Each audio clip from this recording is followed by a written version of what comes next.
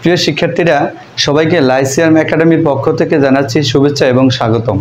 আজকে তোমাদের মাঝে আমি হাজির হয়েছি ভগ্নাংশকে ভগ্নাংশ দ্বারা গুণ করার নিয়ম নিয়ে। দেখো, আমি এখানে একটা অঙ্ক তুলেছি। এই অঙ্কটা হচ্ছে ভগ্নাংশকে ভগ্নাংশ দ্বারা গুণ করার নিয়ম। আজকে আমরা শিখব কিভাবে ভগ্নাংশকে ভগ্নাংশ দ্বারা গুণ করতে হয়।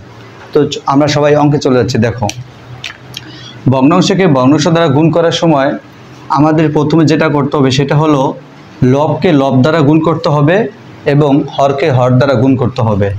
তাহলে আমি হরকে হর দ্বারা গুণ করছি। 12 গুণ 3 গুণ 14। এখানে লব আছে 7 গুণ 1 গুণ 3, মানে হর দিয়ে হরকে গুণ করেছি এবং লব দিয়ে লবকে গুণ করেছি।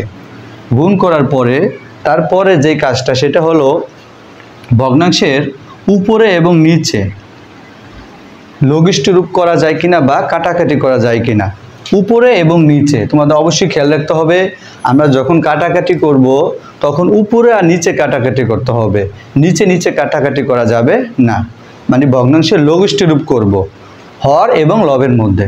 তাহলে দেখো, উপর আর নিচে কোন কোন সংখ্যা দিয়ে কাটাকাটি করা যাচ্ছে। এখানে 3কে 3 দিয়ে কাটা যায়। 7 দিয়ে 14 ভাগ করলে 7 14 ভিতরে যায় 2 বার। 7 14 ভিতরে যায় 2 বার। কাটাকাটি করার পরে আমার উপরে আছে 1। কাটাকাটি করার পরে আমি আবার বলছি, কাটাকাটি করার পরে উপরে যেই অঙ্কটা আছে সেটা হচ্ছে 1 এবং নিচে আছে 12 গুণ 2। তাহলে 12-এর সাথে 2 গুণ করলে হয় 24।